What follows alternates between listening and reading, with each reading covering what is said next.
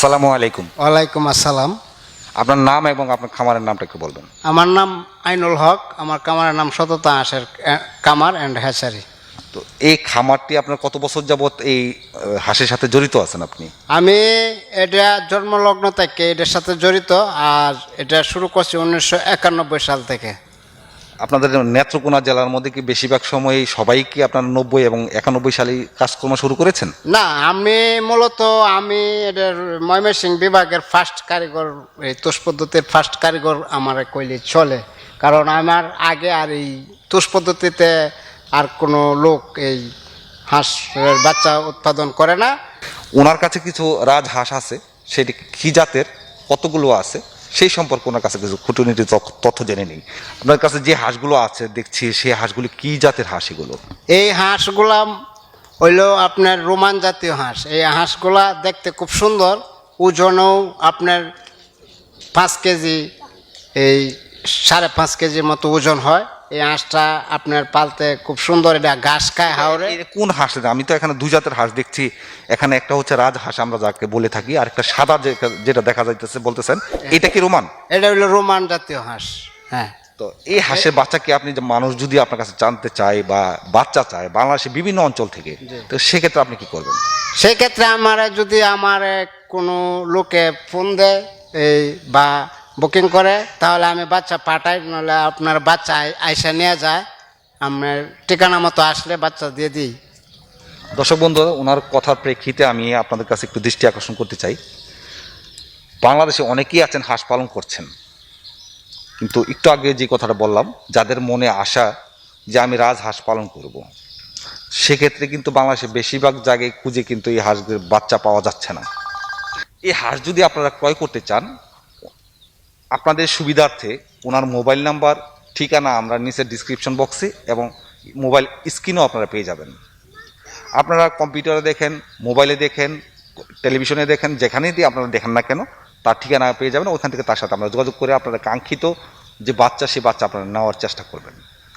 আজকে এই যে হাঁসের বাচ্চাগুলোর কথা আপনি বলছেন, তো এই বাচ্চাগুলো ফুটাচ্ছেন আপনি তো 1990 বা 91 সাল থেকে এটার সাথে জড়িত। তো কতদিন যাবত আপনি হচ্ছে রাজহাঁসের বাচ্চা বিক্রি করছেন? রাজা হাঁসের হাঁস বিক্রি করছে আজ এই 5-7 বছর ধরে।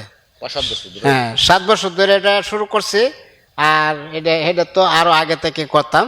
এখন এটা আমরা এই তোষ পদ্ধতির মাধ্যমে এই রাজা হাঁসের ডিমটাও আমরা ফুটাইতে পারি।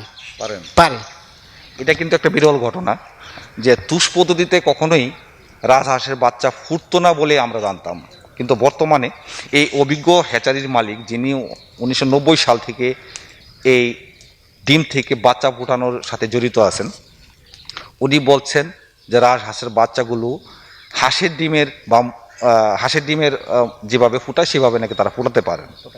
আপনারা যদি কেউ রাজহাঁসের বাচ্চা ক্রয় করতে চান, সেক্ষেত্রে আপনারা নিজেদের উদ্যোগে নিজেরা ওনাদের সাথে কথাবার্তা বলে নিজ দায়িত্বে এখান থেকে হাঁস ক্রয় করুন। আমাকে হয়তো আপনারা পাবেন না, কিন্তু ওনাকে পাবেন, ওনার সাথে আপনারা কথা বলে নেবেন। আজকের এই ভিডিওতে এই রাজহাঁস পালন সম্পর্কিত বিভিন্ন তথ্য জানালাম, পাশাপাশি আমি জানবো যে তাদেরকে কি কি ধরনের খাবার দিয়ে লালন পালন করতে হয়। এটা মূলত আপনার এই ছোট সময় যে ক্ষেতের মধ্যে যেটা হয়, বিছড়ার মধ্যে হয়, হাওড়ে হয়, এই শাকটা কুচি কুচি করে কাটিয়ে প্রাথমিক অবস্থায় খাওয়াই। আর এটার সাথে কিছু খুদি দেই, অল্প। কুদি বলতে কি, ওই যে চালের গুঁড়ো, যেটা চালের গুঁড়া যেটা, এটা দেই।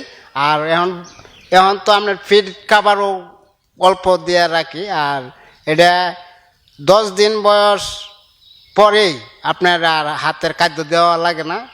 এটা হাওড়ে ঘাস খা, ধান খা, বিভিন্ন রকম এই পোকামাকড়, কীটনাশক এগুলি খেতে পারে। আমি জানতে চাচ্ছি আপনার এলাকার মতো তো, যেমন ময়মনসিংহ, কিশোরগঞ্জ, নেত্রকোনা জেলাতে হাওর অঞ্চলটা বেশি, তাদের এখানে হাওরে থেকে তারা খাবার খেতে পারছে। তো বাংলাদেশে প্রত্যন্ত অঞ্চলে নিলে একজন প্রান্তিক খামারি, যিনি যার এখানে হাউর নেই, তখন সেই এটাকে কিভাবে লালন পালন করবে? এটা এই কচুরির পেনা যদি না থাকে, তাহলে ফিট ব্রয়লার খাদ্য দিতে হবে, গুটি খাদ্যটা।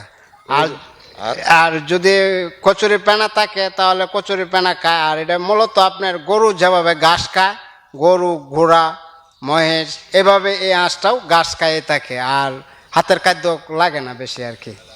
তার মানে হচ্ছে যে অল্প খরচে আপনারা রাজহাঁস পালন করতে পারেন। অল্প খরচে রাজহাঁস পালন করা যায় এই আর কি। তো দর্শক বন্ধুরা, আজকের ভিডিওটি যারা দেখছেন তাদেরকে আবারও জানাচ্ছি, অল্প খরচে যে হাঁসটি পালন করা যায় তা হচ্ছে রাজহাঁস। ওনার বক্তব্য অনুযায়ী 10 দিন অতিবাহিত হওয়ার পর থেকেই তারা নিজেদের খাবার সংগ্রহ করে থাকেন। শুধু প্রয়োজন হবে নির্দিষ্ট এলাকায় আপনাকে তাদেরকে বিচরণ করতে দেওয়া, সেখান থেকে তাদেরকে শাকসবজি খাওয়াতে পারেন। পাশাপাশি আপনার হাওর অঞ্চল নাই, কিন্তু আপনি হাঁস পালন করতে চাচ্ছেন, আপনার এখানে পুকুর অথবা ডুবা আছে, সেখান থেকে কচুরিপানা আছে, সেই কচুরিপানার পাতাও কিন্তু তাদেরকে কুচি কুচি করে কেটে দিয়ে তাদেরকে খাওয়াতে পারেন।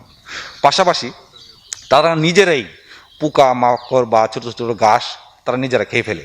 এখান থেকে তাদের শারীরিক চাহিদা, পেটের ক্ষুধা তারা নিবারণ করে থাকেন। এই অল্প খরচে যদি কেউ শখের বসে 5টা 10টা 20টা যদি বা কেউ যদি আপনি খামার দিতে চান, সেক্ষেত্রে এই হ্যাচারি মালিকের সাথে আপনারা কথা বলতে পারেন। আজকের প্রতিবেদনের মধ্যে আমি আপনাদেরকে শুধু জানাতে চাচ্ছিলাম, অনেকে আমাদের কাছে ফোন করেন, অনেকে আমাদের কাছে মেসেজ করেন যে ভাই আমরা রাজহাঁসের বাচ্চা খুঁজছি, এটা পাচ্ছি না, এটা আমাদেরকে একটা তথ্য দেন। অনেকে বলেছেন যে রাজহাঁসের উপর একটা প্রতিবেদন তৈরি করেন। আপনাদের রিকোয়েস্টের ফলে আমি আজকের এই প্রতিবেদনটা তৈরি করলাম এবং আপনাদের কাছে একটা ঠিকানা বা যথাযথ ঠিকানা পৌঁছে দিতে পারলাম যে রাজহাঁসের বাচ্চারা ওইখান থেকে পাওয়া যাবে। সেক্ষেত্রে দায়িত্ব, সিদ্ধান্ত, বিবেক, বুদ্ধি, বিবেচনা, চিন্তা ভাবনা করেই আপনারা তাদের সাথে কথা বলুন, এখান থেকে হাঁসের বাচ্চা সংগ্রহ করুন। আজকের প্রতিবেদন এই পর্যন্তই। এখনো পর্যন্ত যারা কৃষি প্রতিদিনকে সাবস্ক্রাইব করেনি তারা নিচে থাকা সাবস্ক্রাইব বাটনে ক্লিক করুন এবং পাশে থাকা বেল বাটনটি বাজিয়ে দিন। পরবর্তীতে নতুন কোনো ভিডিও নিয়ে আবার আপনাদের মাঝে উপস্থিত হব। সে পর্যন্ত আপনারা ভালো থাকুন, সুস্থ থাকুন। আল্লাহ হাফেজ।